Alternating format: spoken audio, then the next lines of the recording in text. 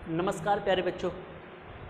आज जो है ऑनलाइन क्लासेस में प्रॉब्लम की वजह से मैं इस वीडियो को रिकॉर्ड कर रहा हूँ। मैं दोबारा से रिकॉर्ड कर रहा हूँ क्योंकि ऑनलाइन क्लासेस में प्रॉब्लम ये आई कि कुछ बच्चे कह रहे थे कि कनेक्टिविटी बहुत ज़्यादा प्रॉब्लम कर रही है। कुछ बच्चे कह रहे हैं मुझे सर वीडियो नहीं आ रहा, कुछ कह रहे हैं मुझे सर ऑडियो नहीं आ रहा है। ठीक है, तो मैं जानता हूँ कि हो सकता है प्रॉब्लम हुई हो सकता है कि दिक्कतें आ रही हों, थोड़ी बहुत समस्याएँ आ सकती हैं। और वो कनेक्टिविटी प्रॉब्लम इसलिए आ रही है क्योंकि आजकल स्कूल वाले भी हैं और अदर सब्जेक्ट की कोचिंग्स भी आप लोग ले रहे हैं, तो सारा का सारा नेट उसी में चला जाता है। उसके बाद फिर जो बचता है रहा बचा, वो हम लोग काफ़ी देर में क्लास होती है 3 बजे, तो वो फिर हम लोगों के साथ वो इतना अच्छा इंटरेक्शन नहीं हो पाता है। लेकिन मैंने आपसे जैसा कि पहले भी प्रॉमिस किया हुआ था कि अगर मैंने आपको पढ़ाने की जिम्मेदारी ली हुई है तो ये जिम्मेदारी मेरी है कि आपका कोर्स कैसे होगा, आप तक सारा कंटेंट कैसे पहुंचेगा, ऑनलाइन ऑफलाइन जैसे भी मुझे पढ़ाना पड़े, मुझे जो भी करना पड़े, ये मेरी जिम्मेदारी है कि मैं आपका कोर्स कैसे करवाऊँ। ठीक है, तो आप अब इस चीज़ के लिए बिल्कुल निश्चिंत हो जाइएगा कि कोर्स सर कैसे करवाएंगे, विद इन टाइम कैसे हो पाएगा, ये सब जिम्मेदारी मेरी है। ये मैं आपसे प्रॉमिस कर रहा हूँ कि अब कुछ भी हो जाए, चाहे कैसे भी करवाना पड़े, चाहे मुझे 2 घंटे 3 घंटे मेहनत करनी पड़े, बट मैं आपको वही क्वेश्चंस, वही सारा कुछ कोर्स मटेरियल, वही सारा कंटेंट आप तक पहुंचाऊंगा जो कि मैं ऑफलाइन क्लासेस में पहुंचाता था। आप लोगों का भरोसा होना चाहिए कि सर अगर सर ने जिम्मेदारी ली है तो सर करवाएंगे। बेटा बोर्ड एग्जाम अभी बहुत दूर हैं, आंधियाँ चाहे कितनी भी तेज़ क्यों ना चलें, लेकिन हमारे हौसले अगर मजबूत हैं तो हमें कुछ नहीं होगा, यानी कि हम जीत जाएंगे, गारंटी है, डेफिनेटली जीत जाएंगे। बस ज़रूरत किस बात की है कि आपका विश्वास और हमारा हौसला है वो गिरना नहीं चाहिए, और हमारा हौसला वो आपके विश्वास के ऊपर है। यानी कि अगर आप कोऑपरेट नहीं करेंगे, आप थोड़ा सा कोऑपरेट कीजिए। मैं जो भी चीज़ें आपको ऑफलाइन कंटेंट में देता था, मैं यकीन मानिए मैं सेम टू सेम वही लेवल की पढ़ाई आपको ऑनलाइन में भी दे रहा हूँ। इसीलिए आपने देखा भी होगा कि कभी कभी चैप्टर में बहुत ज़्यादा टाइम लग जाता है, कभी कभी चैप्टर को करवाते करवाते हम इतना सारा डीप बता देते हैं कि टाइम ज़्यादा लग जाता है। स्कूल वाले टीचर्स आपका हो सकता है जल्दी जल्दी कोर्स करवा दें, बट मैं नहीं करवा सकता क्योंकि मैं आपके साथ चीट नहीं कर सकता। मैं आपको वो सब कुछ पढ़ाना चाहता हूँ जो 10th क्लास के सिलेबस में होता है। मैं मानता हूं कि इस साल बोर्ड का पेपर सरल आएगा, मैं मानता हूं कि इस साल आपको कम मेहनत करके भी अच्छे नंबर लाने का मौका है, लेकिन मैं ये नहीं चाहता कि मेरा कोई एक ऐसा स्टूडेंट हो जो 10th क्लास के सिलेबस में कमज़ोर हो, जिसको 10th क्लास के सिलेबस में कोई दिक्कत हो। ऐसा कोई बच्चा नहीं होना चाहिए। मैं वो पढ़ाना चाहता हूँ जो 10th क्लास के सिलेबस में पहले भी था और आगे कॉम्पिटिशन में आपके लिए वो फिर भी रहेगा। ये मान के चलिए कि अगर कोविड की वजह से 1 साल सिलेबस कम कर भी दिया जाए, 2 साल सिलेबस कम कर भी दिया जाए, तो जिस दिन आप अपनी गवर्नमेंट जॉब के लिए अप्लाई करोगे या किसी भी सेक्टर में जॉब के लिए अप्लाई करोगे, तो क्या आपको वहाँ पर सिलेबस इतना कम मिलेगा? मुझे मालूम है कि ये गवर्नमेंट सिर्फ क्या कर रही है कि अभी बच्चों के साथ सिलेबस कम कर देंगे, स्कूल नहीं जाना है, ऐसे करवा देंगे, वैसे करवा देंगे, और बच्चे भी इस बात को लेकर के बहुत खुश हैं। बच्चे समझ रहे हैं कि इसमें तो हमारा फ़ायदा है यार, स्कूल भी नहीं जाना है, घर पे रहना है, और उसके बाद फिर जब एग्ज़ाम होगा, अगर भगवान ने चाहा ऑनलाइन एग्ज़ाम करा दिया तो हम आराम से बहुत अच्छे नंबर से पास हो जाएंगे। बेटा लेकिन वो पास की जो मार्कशीट होगी ना, वो आपको ज़िंदगी भर के लिए आराम नहीं दे सकती है। उसके लिए आपको संघर्ष करना पड़ेगा, आपको बढ़ना पड़ेगा, आपको लड़ना पड़ेगा। तो इसलिए मैं ये चाहता हूँ कि जो भी चीज़ें आपको पढ़ाई जा रही हैं उनको पूरी मेहनत के साथ, पूरी तन्मयता के साथ, बिल्कुल एकदम डीप कॉन्सेप्ट को क्लियर करके पढ़िएगा। मैं आपको समझा सकता हूँ, मेरा काम सिर्फ समझाना है, लेकिन करना क्या है, निर्णय आपको लेना है। आखिरी निर्णय आपके हाथ में है। तो आप सब समझदार हो, आप सब इतना तो जानते हो यार कि क्या अच्छा है क्या बुरा है। इसलिए आप लोग अपने साथ खिलवाड़ ना करें, आप अपने भविष्य के साथ खिलवाड़ ना करें। आपको जो बातें बताई जा रही हैं प्लीज़ इनको बहुत ध्यान से सुनिएगा, समझिएगा। मुझे चाहे कुछ भी करना पड़े, मैं आपको सेटिस्फाइड वाली पढ़ाई जो एकदम 100% होता है ना कि सर बिल्कुल अब क्लियर है, क्रिस्टल क्लियर है, मैं आपको वहाँ तक पहुँचा दूंगा। ये मेरा वादा है आपके साथ, और मैं झूठा वादा नहीं करता हूँ आपसे। ठीक है, आप अभी से नहीं, आप मुझे पीछे से काफ़ी लंबे समय से जान रहे हैं, आपके भाई बहन पढ़ते रहे हैं या आपके फ्रेंड्स पढ़ते रहे हैं, तो किसी ना किसी माध्यम से आप हमसे जुड़े हैं। आप जिस माध्यम से जुड़े हैं, जिस विश्वास के साथ जुड़े हैं, यकीन मानिए कि आपका वो विश्वास हम खंडित नहीं होने देंगे, हम आपको उस विश्वास को बना करके रखेंगे। ठीक है, तो आइए शुरू करते हैं पढ़ाई, और हम बिल्कुल जीरो से, जो आज की क्लास में शुरू किया था वहीं से शुरू कर रहे हैं। देखिए, हम आपको एक बात बताना चाहते थे कि जो कॉमन डिफरेंस डी होता है ना, वो किसी भी अगले टर्म में से पिछले टर्म का डिफरेंस होता है a2 - a1। यानी कि a2 - a1 का मतलब हो गया, अगर हम अगले टर्म से पिछला घटा रहे हैं तो यार क्या डी को हम ऐसे भी तो कह सकते थे ना, a3 - a2। ठीक है, कोई बच्चा कहेगा सर हम डी को ये भी तो कह सकते थे a4 - a3। हाँ भाई बिल्कुल कह सकते थे। ये सब वैल्यूज़ जो है ना वो सेम आएंगी, चाहे किसी में से किसी को भी घटाया जाए, क्योंकि कॉमन डिफरेंस तो सेम होना ही होना पड़ेगा ना, क्योंकि अर्थमेटिक प्रोग्रेशन की तो कहानी यही है। अर्थमेटिक प्रोग्रेशन तो खुद ही ये कहता है कि हमारा कॉमन डिफरेंस जो है वो हर जगह सेम है। तो इस चीज़ के लिए बिल्कुल भी परेशान मत हो कि कॉमन डिफरेंस चेंज हो जाएगा। कॉमन डिफरेंस तो चेंज हो ही नहीं सकता, वो तो हर जगह सेम रहेगा, चेंज नहीं हो सकता, सॉरी, कॉमन डिफरेंस वो हर जगह सेम ही रहता है। क्वेश्चन की बात करें अगर हमसे किसी एपी का कोई टर्म पूछा जाता है, जैसे कोई एक एपी हमको दे दी गई है और हमसे कह दिया गया कि उस अर्थमेटिक प्रोग्रेशन का टर्म बताना है ना। जैसे सपोज करो कि अगर हमको किसी एपी में दो चीज़ें ज़रूरत होती है, यानी कि अगर हमारे पास ए है और अगर हमारे पास डी है, ए और डी तो ऐसी चीज़ें हैं अगर वो हमारे पास हैं तो हम उस एपी का कोई से भी नंबर का टर्म निकाल सकते हैं। ठीक है, इन सब पॉइंट्स को कॉपी में नोट कीजिए, जो मैं बोलता हूँ यही सब नोट्स होते हैं बेटा। तो अगर हमारे पास ए और डी ये दो चीज़ें हैं तो फिर हम कुछ भी निकाल सकते हैं। मैंने कह दिया ए की वैल्यू 3 और डी की वैल्यू 1 है। ठीक है, अब इस एपी का 7th टर्म बताओ, तो आप कहोगे सर A7 का मतलब क्या होता है भाई, A+6D होता है ना, A+6D होता है। तो ए की वैल्यू कितनी है, 3 है, प्लस 6 इंटू डी की वैल्यू कितनी है, 1 है, तो 3 प्लस ये कितना 6 बन जाए 6 प्लस 3 कितना होता है 9। तो उस एपी का 7वां जो टर्म होगा वो कितना होगा, 9 होगा। ये कन्फर्म है, इसको कोई बदल नहीं सकता, दुनिया की कोई ताकत नहीं बदल सकती, क्योंकि ये जो फॉर्मूला आपने लगाया ना ये वेल डिफाइंड है। ये फॉर्मूला बना कहाँ से, मालूम है कहाँ से बना है? हमने आपको सिखाया an = a plus n minus 1 into D, ये सिखाया हमने आपको, an = a plus n minus 1 into D. तो an = a plus n minus 1 into D, यही तो कहता था कि यहाँ जो n लिखा हुआ उससे एक कम d के साथ मल्टीप्लाई कराओ और a में जोड़ दो। तो वही तो हम कर रहे हैं कि अगर हमें A7 चाहिए था तो a प्लस इससे एक कम कितना 6 इंटू डी, यही तो होना चाहिए। तो फॉर्मूला तो हमने सही बनाया। तो इस तरह से हमसे कोई भी बात कही जाए, कोई सा भी क्वेश्चन हो, बस पूरे आज की जो कॉन्सेप्ट है ना उस पूरे कॉन्सेप्ट का यही तरीका है करने का, an = a plus n minus 1 into D. अगर आपको ये आ गया, और इसको मैंने आपको बता दिया, आप ये नहीं कह सकते कि सर आपने ये चीज़ मुझे नहीं बताई है। इसके बारे में मैंने पूरा एक दिन लिया था, आपका याद हो शायद आपको, 2-3 दिन पहले जब मैं पढ़ा रहा था तो मैंने इस चीज़ को पूरा फील करके बताया था कि ये कैसे निकलेगा। तो आपको ये चीज़ बहुत बेहतर तरीके से मालूम है कि an क्या होता है और वो बनता कैसे, an = a plus n minus 1 into D क्यों होता है, उसका रीज़न पता है, विद कॉन्सेप्ट आपको मालूम है। अगर मैं आपसे अब ये पूछ दूं कि आपके पास एक एपी है, ठीक है, और उस एपी को इस फॉर्म में लिखा हुआ है, √7 लिख दिया, फिर √ कितना लिख दिया हमने, 28 लिख दिया, है ना, और फिर उसके बाद हमने लिख दिया, आगे हमने लिख दिया √63, और हमने आपसे पूछ लिया कि बताओ कि क्या ये एपी है। हमने आपसे 2 सवाल पूछे, हमने कहा कि बताओ क्या ये एपी है, तो आपको क्या करना है, ये बताना है एपी है कि नहीं है। और अगर ये एपी, उसके साथ हमने एक कंडीशन लगा दी कि अगर ये अर्थमेटिक प्रोग्रेशन है, अगर ये एपी है तो इसके अगले 3 टर्म्स और निकाल करके बताइए, फाइंड द नेक्स्ट 3 टर्म्स, जो अगले 3 टर्म्स होने वाले हैं वो क्या होंगे, ये भी बताना है। तो सुनो जरा ध्यान से, पहले तो हमने आपसे कहा कि एपी होती क्या है, एपी को पता कैसे करोगे। तो एपी पता करने के लिए क्या होता है, हमारे पास डी होता है। अगर डी जो है वो सेम है तो फिर एपी है, और अगर डी सेम नहीं है तो फिर वो एपी नहीं है, ये बात सबको मालूम है। तो हमने कहा डी कैसे पता लगेगा, देखो मेरे भाई ध्यान से सुनना, इस टर्म को थोड़ा सा चेंज करके लिख लें, पहले मॉडिफाई कर लें। अगर मैं √7 को लिखना चाहूँ तो √7 ही लिख सकता हूँ, उसके अलावा कुछ नहीं लिख सकता हूँ। वो अलग बात है कि डेसिमल में लिखा जा सकता है, लेकिन मैं अगर रूट से कुछ बाहर निकाल करके लिखना चाहूँ तो वो नहीं लिख सकता, इट इज़ नॉट पॉसिबल। तो इसलिए मैं क्या करने वाला हूँ आपके लिए, इसको ऐसे छोड़ रहा हूँ, √28। जैसे एक बात बताओ, 28 को मैं ऐसे लिख सकता हूँ, 28 के फैक्टर ऐसे कर सकता हूँ, 4 × 7 कर सकता हूँ कि नहीं कर सकता हूँ, 4 × 7 = 28। अच्छा, 4 × 7 = 28 कम समझ में आता होगा, क्योंकि तुम में से कुछ ऐसे भी होशियार होंगे जिन्होंने अभी फैक्टर भी ढंग से नहीं पढ़े होंगे। 28 के ऐसे फैक्टर करो, 2 × 2 × 7। अब सही है, अब तो समझ में आ रहा होगा कि अब क्या लिखा हुआ सर ने। तो 2 × 2 = 4, 4 × 7 = 28, इसका एक जोड़ा बना लो, इसका पेयर बना लो। और उसके बाद अगर मैं इसको लिखना चाहूँ तो मैं 63 को क्या लिख सकता हूँ, 3 × 3 × 7 लिख सकता हूँ कि नहीं लिख सकता हूँ। जरा देखो, ध्यान से देखो जरा, क्योंकि 7 × 3 = 21 और 21 × 3 = 63, तो इसका भी एक पेयर बन गया। इसको मैं ऐसे लिख सकता हूँ √7, और इसका अगर 2 आएगा बाहर तो ये बनेगा 2√7, और अगर मैं ये कहूँ इसका 3 आएगा बाहर तो बनेगा 3√7। आप मेरी बात को समझ रहे होंगे कि मैं क्या कहना चाह रहा आपसे। मैं ये कहना चाह रहा हूँ कि इस सीक्वेंस को मैं ऐसे लिख सकता था, है ना, और इस सीक्वेंस को मैं ऐसे लिख सकता, तो मैंने कुछ गलत तो नहीं लिखा। मैंने कहा √7 है, फिर 2√7 है, फिर 3√7 है, ये 3 चीज़ें पता चल गई। तो अब मैं अगर आपसे पूछूँ कि बेटा डी कितना है, तो डी = कितना होता है, डी होता क्या है, डी होता था बेटा a2 - a1, और डी की वैल्यू कितनी होगी, a2 - a1 करोगे तो आप कहोगे सर 2√7 - √7, है ना।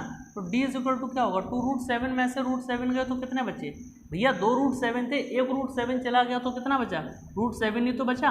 और अगर मैं यहाँ से कहूँ बताओ डी कितना है, तो आप कहोगे सर एक बार और चेक कर लो क्या। वैसे तो ज़रूरत नहीं है, वैसे ज़रूरत नहीं है, क्योंकि वो खुद कह रहा था कि अच्छा चेक करना था कि AP है कि नहीं, तो दोनों जगह डी निकालना पड़ेगा। क्या बना, A3 माइनस A2, तो A3 माइनस A2 माने तीसरे में से दूसरा घटाओ, मतलब इसमें से ही घटाओ, मतलब इसमें से ही घटाओ, यानी कि 3 रूट 7 माइनस कितना हो गया, 2 रूट 7। तो 3 रूट 7 में से 2 रूट 7 गया तो कितना बचा, रूट 7।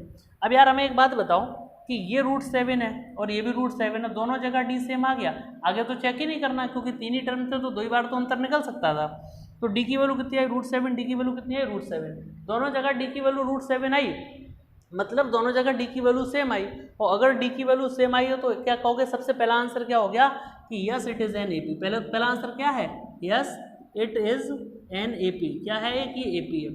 अब सुनो आगे की बात, अगर ये AP है, अगर ये AP है तो सवाल में कह दिया कि अगले 3 टर्म्स और बताइए, what will be the next 3 terms.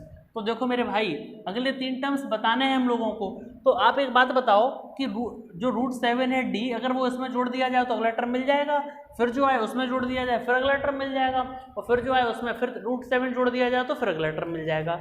मतलब मैं ये कहना चाहता हूँ आपसे, 3 रूट 7 के बाद रूट 7 जोड़ोगे तो 4 रूट 7 होगा कि नहीं होगा।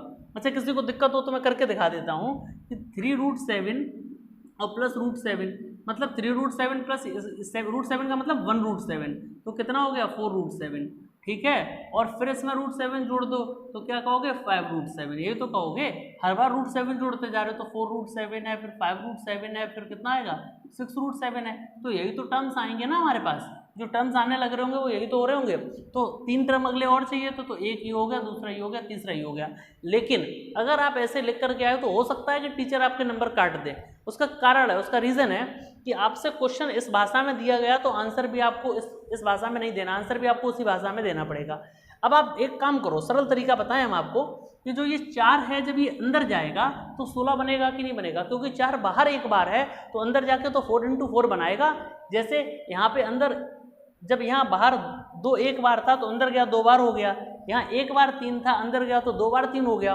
तो 4 जो है वो बाहर एक बार है तो अंदर जाके कितनी बार हो जाएगा, 2 बार हो जाएगा। तो ये अंदर जाके 4 4 जा 16 बनाएगा, ये तो बनाएगा 16 अंडर रूट के अंदर पहुँच के, और ये क्या है 7 है, तो 16 का 7 टाइम्स मल्टीप्लाई कर लेना, ठीक है ना। तो 16 7 जो भी आता हो वो यहाँ पर बनेगा, यानी कि इस वैल्यू को क्या कहोगे, भाई इस वैल्यू को हम यही तो कहेंगे। और इसको क्या कहते हैं, 7 6 जा 42 और 7 1 जा 7, यानी अंडर रूट 112। ये वैल्यू कितनी बन गई, अंडर रूट 112 बन गई। तो ऐसे ही करके अगर आप इसको अंदर ले जाओगे तो ये 5 थोड़ी अंदर जाएगा, ये कितना जाएगा 25 जाएगा, 25 जाएगा। तो अगर ये 25 जाएगा तो 25 × 7, 25 7 कितने होते हैं 175, ये 175 आ जाएगा अंदर। और ये 6 जो है वो अंदर नहीं जाएगा, 36 अंदर ले जाएगा, क्योंकि 6 × 6 अंदर जा रहा होगा। तो 6 6 जा 36, तो आप क्या कह रहे होगे 36 × 7, 7 6 जा 42, 7 21 और 4 25 है ना। तो अंडर रूट कितना आया 252। मैं उम्मीद करता हूँ कि अब कोई भी ऐसा बच्चा नहीं होगा जिसको मेरी ये बात समझ में नहीं आई हो, क्योंकि मैं ये कोई ज़रूरी थोड़ी ना है कि एक दिन में 20 सवाल लगवा दिए जाएं, ये ज़रूरी नहीं है। सवाल भले ही 5 हों लेकिन समझ में आना चाहिए हर बच्चे को, तब मुझे लगता है कि एक सफल पढ़ाई हम लोगों ने की है। तो अगले 3 टर्म्स वो कौन से हैं, ये हैं, नोट कर लीजिए आप लोग। इसको नोट करने के बाद फिर हम लोग आगे चलते हैं, ठीक है। अब ऐसा क्वेश्चन एक हमने करके दिखा दिया, एक हम आपको करने के लिए दे देते हैं, आप कीजिएगा। और अगर उसका आंसर में कहीं कोई दिक्कत परेशानी लगे तो आप मुझे पूछ लीजिएगा कि सर मुझे ये क्वेश्चन नहीं आ रहा। आपको बताना है कि ये AP है कि नहीं है, और अगर ये AP है तो आपको ये बताना है कि अगले 3 टर्म कितने होंगे। अगर ये AP है तो अगले 3 टर्म आपको फाइंड करने हैं। पहले तो ये बताओ कि ये AP है कि नहीं है, और अगर AP है तो अगले 3 टर्म में पता करके बताओ कि अगले 3 टर्म क्या होंगे। चलिए, मैं उम्मीद करता हूँ कि आप हर बच्चे को ये क्वेश्चन आ जाएगा, किसी बच्चे को कोई प्रॉब्लम नहीं होगी। मैं हटा दे रहा हूँ आपके सामने से, इसको नोट कर लीजिए सभी बच्चे, मैं इसको रफ कर दे रहा हूँ, ठीक है। नेक्स्ट देख लीजिए अगला क्या है। अगला हमसे कह रहा है, ठीक है, दूसरा टाइप शुरू करते हैं। ये एक टाइप हमने आपको करवा दिया। टाइप जो नेक्स्ट है, हाँ, इस क्वेश्चन पे देखो थोड़ा बच्चे उलझ जाते हैं। क्वेश्चन है A है, ठीक है, फिर 9 है कोमा लगा करके, फिर B है, और फिर उसके बाद 25। ये कह रहे हैं कि अगर ये जो चीज़ें लिखी हुई हैं ये AP में है, अर्थमेटिक प्रोग्रेशन में है, तो ये बताओ तो ये बताओ कि ए और बी की वैल्यू कितनी है, what are the values of A and B, ये पूछ रहे हैं कि ए और बी की वैल्यू कितनी होगी। ठीक है, तो सुनो जरा ध्यान से सुनो, कैसे बनेगा ये, कैसे बन सकता है वो सुनो। आप हमें एक बात बताओ, चाहे इसमें से इसको घटा लो, चाहे इसमें से इसको घटा लो, चाहे इसमें से इसको घटा लो, जो अंतर आएगा वो सेम आएगा कि नहीं आएगा। मैंने आपसे यही तो सिखाया है कि अर्थमेटिक प्रोग्रेशन हमसे क्या कहती है, अर्थमेटिक प्रोग्रेशन हमसे ये कहती है, अर्थमेटिक प्रोग्रेशन हमसे ये कहती है कि किसी भी सीक्वेंस में जो दो कॉन्जिक्यूटिव टर्म्स का डिफरेंस होता है वो सेम होता है। तो चाहे मैं इसमें से इसको घटाऊं, चाहे इसमें से इसको, चाहे इसमें से इसको, डिफरेंस विल बी सेम, कोई परिवर्तन नहीं आएगा, डिफरेंस पे कोई चेंज नहीं आएगा। तो आप हमें एक बात बताओ कि अगर हम इस b में से 9 घटाते हैं और इस 25 में से b घटा देते हैं तो जो वैल्यू आएंगी वो कैसी आएंगी, सेम आएंगी कि नहीं आएंगी। पहले ये बात बताओ, ये सब बच्चों को समझ में आई कि नहीं। इसका और इसका जो अंतर होगा, भाई देखो एक बात बताओ, ऐसे समझो कि अगर हम d निकालें तो हमारी तो मर्जी है कि हम इसमें से इसको घटाना है चाहे इसमें से, क्योंकि क्वेश्चन खुद ही कह रहा है कि ये AP है, तो चाहे इसमें से इसको घटाओ, चाहे इसमें इसको, चाहे इसमें इसको, सब बराबर आएगा। तो मैं इसमें से इसको घटा रहा हूँ, मतलब मैं A3 माइनस A2 कर रहा हूँ। और मैं अगर एक और बार d निकालने के लिए जाऊँ तो d निकालने के लिए चाहे मैं इसको इसमें घटाऊँ, चाहे इसको इसमें घटाऊँ, चाहे इसको इसमें घटाऊँ, एक ही बात है। तो मैं A4 माइनस A3 भी तो कर सकता था, बिल्कुल कर सकता था भाई। तो d की वैल्यू कितनी है, A3 कितना है बेटा b, और A2 कितना है 9, ठीक है। और यहाँ से क्या मिला हमको, A4 कितना था 25 और ये कितना था -b। तो यार एक बात बताओ, ये वाला जो d है और ये वाला जो d है वो दोनों d सेम होंगे कि नहीं होंगे, बिल्कुल होंगे यार, दोनों d सेम होंगे। तो अगर d सेम होंगे तो क्या करें, इस इक्वेशन 1 और इक्वेशन 2 को कंपेयर करा दें फ्रॉम इक्वेशन 1 एंड 2, क्योंकि दोनों के d सेम है। तो मैं ये नहीं कह सकता था कि b minus 9 is equal to 25 minus b, कह सकता था इस b को इधर लाओ तो ये b और प्लस b हो जाएगा, है ना, इज इक्वल टू 25, और 9 उधर जाके प्लस का हो जाएगा तो b प्लस b 2b हो जाएगा, 25 9 34 हो जाएगा, 2 से कट जाएगा 17 आ जाएगा। ठीक है, b की वैल्यू कितनी आई 17, b की वैल्यू 17 आ गई कि नहीं आ गई, सब लोग बताओ समझ में आया कि नहीं, कमेंट करके बताया करो। ठीक है, कमेंट में देख लेता हूँ बाद में। b की वैल्यू कितनी है 17, तो b की वैल्यू 17 है, यानी यहाँ कितना भरा जाएगा 17 भरा जाएगा।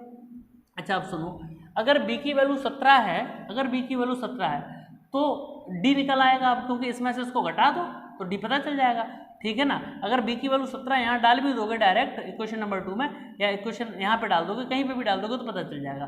तो आप क्या कर सकते हो, so d is equal to, d कितना है 25 माइनस b, 25 माइनस b और 25 माइनस b की वैल्यू कितनी है 17 है, तो 25 माइनस 17 कितना होता होगा बताओ, 25 माइनस 17 यानी कि 8 आया, ठीक है ना, हाँ 8 आ गया। तो अगर b की वैल्यू 8 है तो a कितना है, तो इससे और 8 कम a रहा होगा ना, तो a की वैल्यू कितनी है। या फिर अगर आपको डाउट है तो आप ऐसा कर सकते हो कि इसमें से इसका अंतर निकाल करके d के बराबर रख दो, वैसे तो सरल ही बात है, सबको समझ में आ गई होगी d कितना है। तो d की वैल्यू कितनी है 8 है, तो a कितना है, a इज इक्वल टू क्या होता था भाई, a का मतलब क्या है, ये पहला term a is equal to क्या होता था, या A2 इज इक्वल टू क्या होता था, a प्लस b होता था कि नहीं होता था, A2 is equal to a plus d होता था। तो A2 की वैल्यू कितनी है 9 है, और a की वैल्यू कितनी है, a की वैल्यू में मालूम करनी है, और d कितना है 8 है, तो ये 8 इधर आके माइनस होगा कि नहीं, 9 minus 8 is equal to a, तो a की वैल्यू कितनी आई 1 आई, a की वैल्यू आई 1, समझो जरा बात को, a की वैल्यू आई 1, इसकी ऐसे करके बना देना, a की वैल्यू आई 1 और b की वैल्यू कितनी है 17, और d तो निकालना पड़ेगा क्योंकि बिना d के तो ये a नहीं निकल सकता था, इसलिए हमने इसको पूरा सॉल्व करके आपको दिखा दिया। नोट कर लीजिए क्वेश्चन को, ये भी एक अच्छा क्वेश्चन बनता है आपके लिए, इसमें कहीं कोई दिक्कत हो तो बताइएगा कि सर मुझे ये बात समझ में नहीं आई, ठीक है।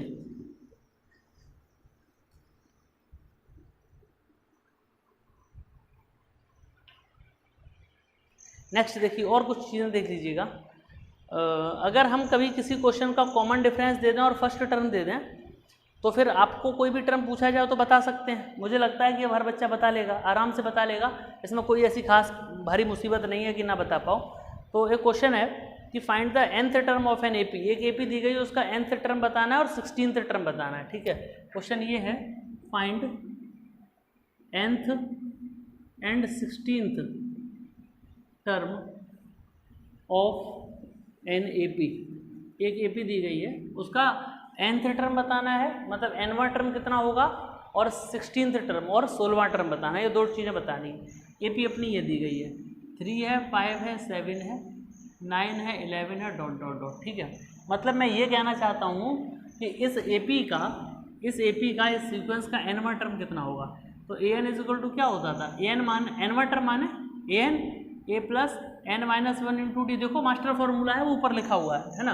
तो an की वैल्यू कितनी है हमें वही पता करनी है।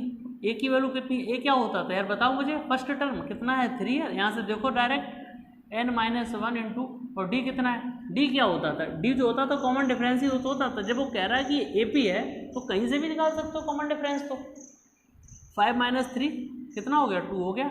ये 2 क्या हो रहा, मल्टीप्लाई हो रहा ना, तुम जल्दबाजी में आके घटा बटा दो, ठीक है। 3 प्लस अंदर मल्टीप्लाई कराओगे 2n, देखते जाना 2n और 2 1 जा 2 माइनस 2। तो an इज इक्वल टू कितना हो गया, 3 माइनस 2 कितना होता है 1, और प्लस कितना हो गया 2n हो गया। मतलब मेरे कहने का क्या हो गया कि an इज इक्वल टू कितना हो गया 1 प्लस 2n हो गया। an की वैल्यू हमने निकाल ली। अब सुनो ध्यान से सुनना, an की वैल्यू हमने निकाल ली। अब सुनो जरा ध्यान से सुनो, an हो गया, an ही चाहिए था, बस खत्म कहानी। क्या चाहिए, 16th टर्म। 16th टर्म क्या होता था, a16। तो इस फॉर्मूले को अभी यार मैंने तुम्हें डिटेल में समझाया है। a16 क्या होगा, बोलो a प्लस 15d। हाँ अब ये मत पूछना ये क्यों हो गया, वो अभी यार पीछे बताया था कि 16th टर्म निकालना तो a plus 15d, 100th term निकालना तो a plus 99d, 10th term निकालना तो a plus 9d, 15th term निकालना तो a प्लस 14d, तो 16वां टर्म निकालना तो इसमें से कम कर दो a प्लस 15d। तो a की वैल्यू कितनी है, a की वैल्यू कितनी है, देखो यहाँ बताओ मुझे, a की वैल्यू कितनी है, 3 है। 3 और प्लस 15 इंटू डी कितना निकाला, डी मेरे भाई फिर से चेक कर लो, 5 में से 3 गया तो कितना बचा 2, तो यहाँ पे 2 लिख दो। यानी कि 3 प्लस 15 दूनी 30 और 3 कितना गया 33 आ गया। यानी कि 16वां टर्म कितना था हमारा 33 था, और nth टर्म कितना था 1 प्लस 2n था। 1 प्लस 2n को आप 2n प्लस 1 भी लिख सकते हो, आपकी मर्जी है, ठीक है। उस पर कोई आपके लिए वो नहीं है रेस्ट्रिक्शन कि आप इसको 1 प्लस 2n ही लिखो, आप 2n प्लस 1 भी लिख सकते हो। दोनों ही ऑप्शन आपके सही माने जाएंगे, ठीक है, एक ही बात होती है। इसको हटा देता हूँ मैं। अब मैं उम्मीद कर रहा हूँ कि सभी बच्चों को इतनी बातें समझ में आ रही होंगी। थोड़े से ज़्यादा क्वेश्चन लग जाए, थोड़ा सा जल्दी जल्दी करवा दे रहा हूँ ताकि आपके क्वेश्चंस की संख्या जो है वो ज़्यादा हो जाए। आज हम आपको काफ़ी कुछ सिखा देंगे, कुछ अलग अलग भिन्न भिन्न प्रकार के प्रश्न हैं जिनके आंसर आपको आज निकालने आ जाएंगे, और कल हम लोग NCERT की 5.2 लगाएंगे। फिर आपको, मुझे उम्मीद है कि फिर कोई डाउट नहीं रह जाएगा। एक बार NCERT की सेकंड एक्सरसाइज लगा ली, फिर हम आपको खुद अपनी तरफ से सीट दे देंगे सॉल्व करने के लिए। अगला क्वेश्चन है nth टर्म और 12th टर्म बताना है AP का। क्या बताना है, nth टर्म और 12th टर्म, ठीक है। तो आप घर से कर लीजिएगा ये क्वेश्चन, ये तो बहुत आसान है। मैं लिख देता हूँ, find the nth term, find the nth term है ना, and 12th term, and 12th term ना किसका, ऑफ एन AP। एक अर्थमेटिक प्रोग्रेशन है उसका क्या बताना है, nth टर्म बताना है, nवां टर्म, और 12th टर्म माने 12वां टर्म, ठीक है। AP क्या है, AP ये लिखी हुई है, 14 है, फिर 9 है, फिर 4 है, ठीक है, फिर -1 है, फिर -6 है, डॉट डॉट डॉट, ठीक।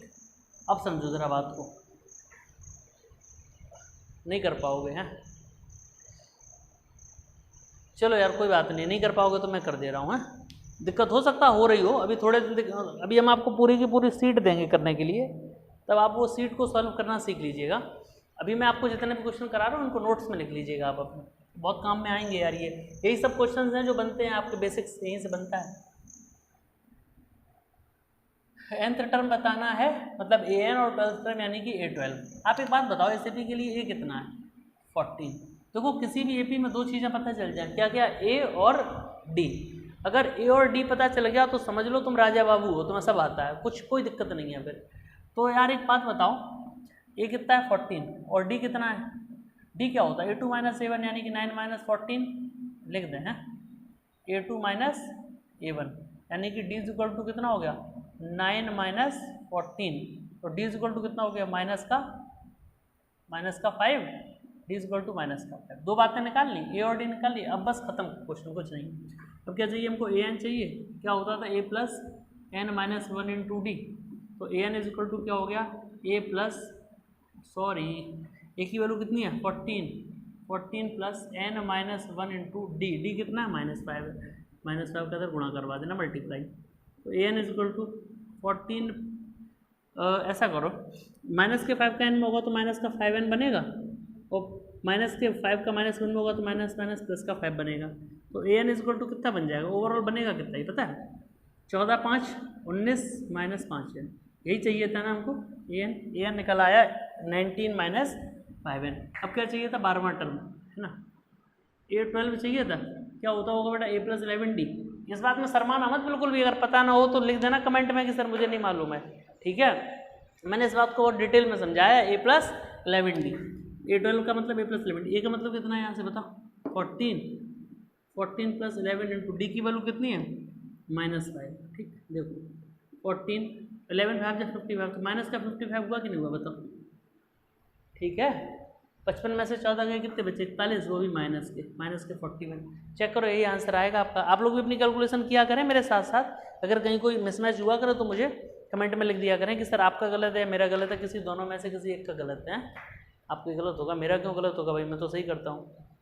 अगला क्वेश्चन देखो आप लोग, नेक्स्ट, उसको हटा दूँ।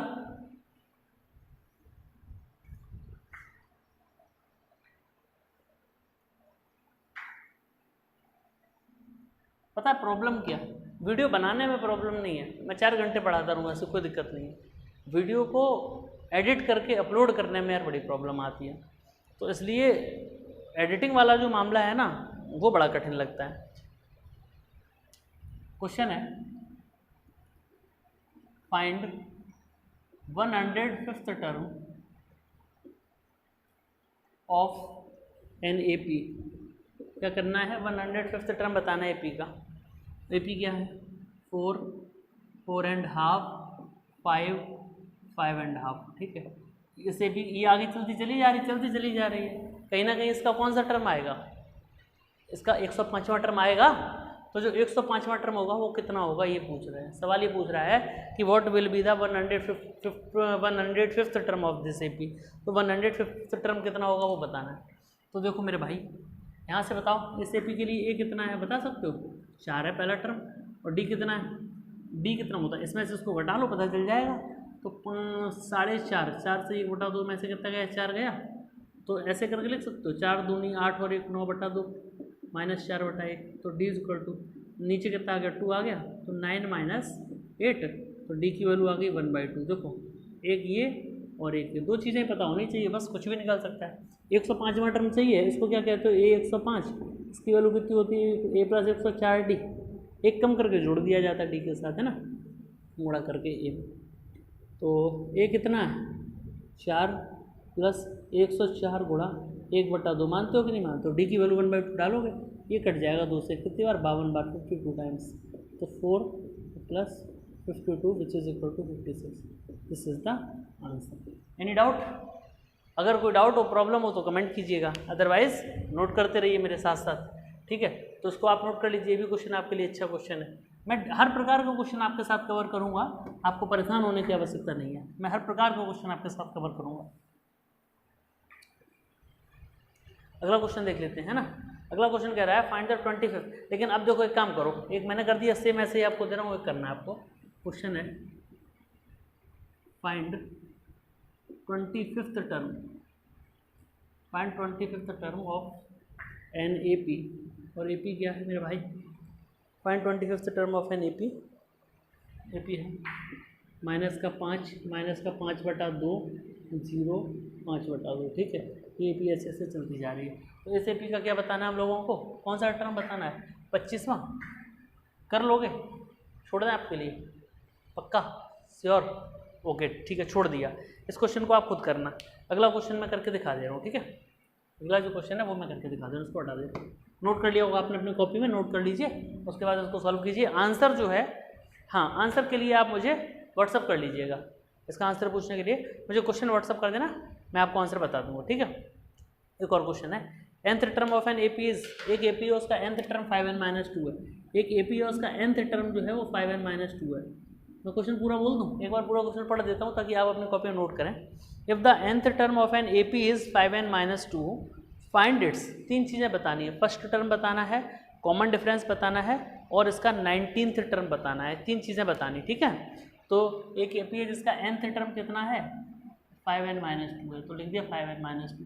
बताना क्या क्या है इसका, फर्स्ट टर्म बताना है, कॉमन डिफरेंस बताना है, और क्या बताना है एक चीज़ 19th टर्म, है ना। तो मैं कह रहा हूँ ये 19 और बताना, 3 चीज़ें बताना, ठीक। अब सुनो मेरी बात को, ध्यान से सुनना इस बात को। अगर हम यहाँ n की जगह 1 डाल दें तो ये क्या हो जाएगा, a1 बनेगा कि नहीं बनेगा बताओ, a1 तो जब मैं यहाँ n की जगह 1 डाल रहा हूँ तो यहाँ पे भी तो डालूंगा 5 × 1 - 2, तो a1 = कितना आया अपना 5 बन जाए 5 - 2, तो a1 = कितना हो गया 3 हो गया। बोलो a1 की वैल्यू 3 होगी। a1 या a एक ही बात होती है, मैं तुम्हें पहले ही बता चुका हूँ, पहले दिन बता दिया था। ठीक, अब सुनो ध्यान से, एक आंसर आ गया पहला वाला। d चाहिए, तो अब हम d चाहिए तो हम a2 और निकालें। a2 = क्या होगा 5 ब्रैकेट कितना डालोगे 2 - 2, तो a2 = 5 × 2 = 10 - 2, यानी a2 = कितना होगा 8 हो गया। बात समझ रहे, a2 की वैल्यू कितनी आई 8 आई। सो अब हम ये कह सकते हैं कि d कितना है, d = क्या a2 - a1 है, a2 माने 8 और a1 माने कितना 3, 8 - 3 = कितना होता 5, तो d पता चल गया 5, d पता चल गया। अब पहला आंसर आया 3 और दूसरा आया कितना d 5। क्या चाहिए हमको a19 चाहिए, a19 माने क्या होता है a + 18d, a की वैल्यू कितनी है 3 और +18 × d की वैल्यू कितनी है 5, 3 + 18 5 × 90 + 3 कितना है 93, दिस इज द आंसर। तो ये तीनों आंसर हो गए, एक ये और एक ये। ठीक, कोई दिक्कत परेशानी हो तो बोलना कि सर दिक्कत परेशानी है। चलिए आज के लिए हम इतने ही रखते हैं, अब आगे नहीं पढ़ाते हैं, हमें और भी क्लास लेनी है। अभी एक 11th का बैच पढ़ाना है अभी इसके बाद, तो अब इसके बाद की जो बातें हैं वो हम लोग कल करेंगे। कल हम लोग आगे की पढ़ाई करेंगे। तब तक के लिए आप अपना ख्याल रखिएगा और खेलते कूदते रहिएगा, पढ़ते भी रहिए साथ साथ में। लेकिन मैंने जो आज आपको शुरुआत में बातें बताई थी उनका बहुत ध्यान रखिएगा, ठीक है। बिल्कुल भी निश्चिंत रहिए आप, पर इस चीज़ से निश्चिंत रहिए कि कोर्स कैसे होगा वो मेरी जिम्मेदारी है। और दूसरा, आप लोग इस चीज़ पे बिल्कुल भी भरोसा करें कि मैं कोर्स कैसे कराऊंगा। दूसरा, आप लोग इस चीज़ पे ध्यान करें कि आपकी पढ़ाई जो है वो कभी बेकार नहीं जाती है। अगर आप कम पढ़ेंगे तो आपका ज्ञान कम होगा, ज़्यादा पढ़ेंगे तो आपका ज्ञान बढ़ेगा, ठीक है। इस चीज़ के चक्कर में मत रहिए कि CBSE ने सिलेबस कम कर दिया है, स्कूल वाले ऐसे पास कर देंगे वैसे पास कर देंगे, इन सब जुगाड़ों के चक्कर में मत रहिए। आप अपना प्योरली काम कीजिए जैसे करते थे, ठीक है। Thank you, bye bye.